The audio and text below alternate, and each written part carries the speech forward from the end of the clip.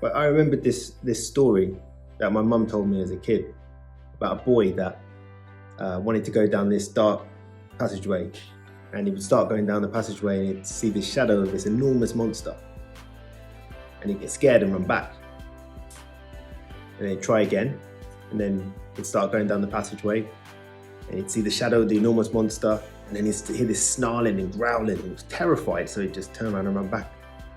But on the third time, he decided he was going to be brave and he was going to make it to the end of this passageway.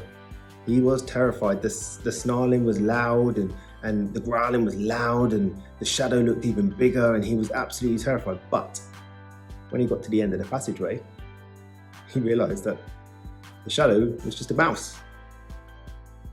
And he thought to himself, I was so scared. That's probably why I was hearing the growling. I convinced myself it was a monster, so I was imagining this growling and snarling. Or maybe it was just something else in the background. But what that story taught me was that quite often, fear is the thing that's the most scary. And when you get to the other side of fear, you find out it's not that bad, or even you had nothing to fear in the first place. And that story is powerful to me. It means a lot to me.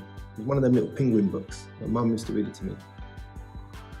And I used that story once before. I remember thinking about that story once before. It was when, a few years back, I really got it in my head that I wanted my boys to have a photo with my dad. Now, whatever my dad does, he's still my dad. He's still their granddad. And one day my boys are going to ask me lots of questions. I don't know what I'm going to say, but I just wanted a picture. So I put it on my wife, and we were going back to Hertfordshire. We live in Cornwall, and we set it up. She was quite worried about it because she knows the impact that it's had on me. But I started thinking more and more about it. I hadn't seen my dad in a really long time. And I said to my wife on the way up there, if I give you the nod at the end, would you just go and wait in the car with the boys? I just want to talk to my dad. She did not like this idea. I'd only just got in a good place about things. But she respected my decision because she's great like that. Very supportive.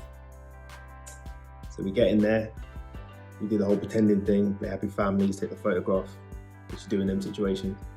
And my wife goes and waits in the car with my boys. See, the thing is, when you have things happen like I did, and you have the relationship that I did with my dad, you can actually build up quite a bit of hate. The thing about hate is, it will consume you. It will keep you up at night. It will replay in your head. You'll be left with questions that you can't answer. But the other person, they don't care. It doesn't affect them at all. So you have to get rid of that. And the only way to do that is to forgive. Not for them, for you. So I thought to myself, I'm going to go in there and I'm going to tell my dad everything.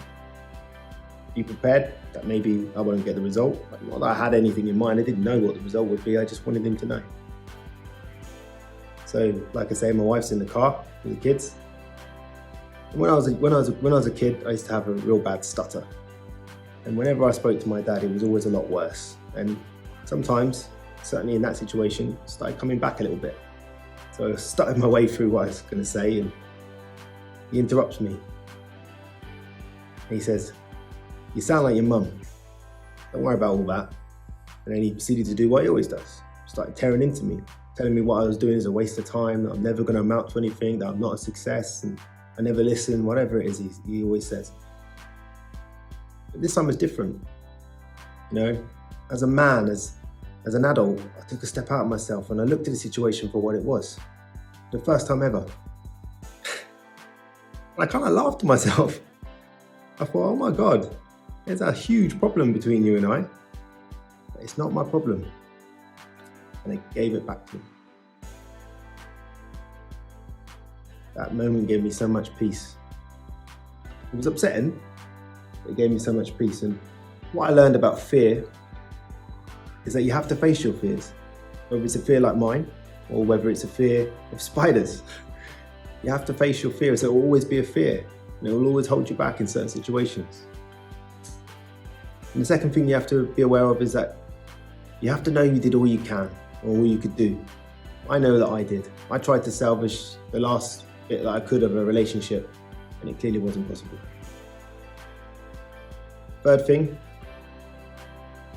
is whatever that fear is, wherever it came from, whoever gave it to you, you need to give it back, because that's where it belongs. Now, I'm sure my dad was dealing with his own things, but whatever was going on, he wasn't going to pass it down to me. And that's what you have to remember.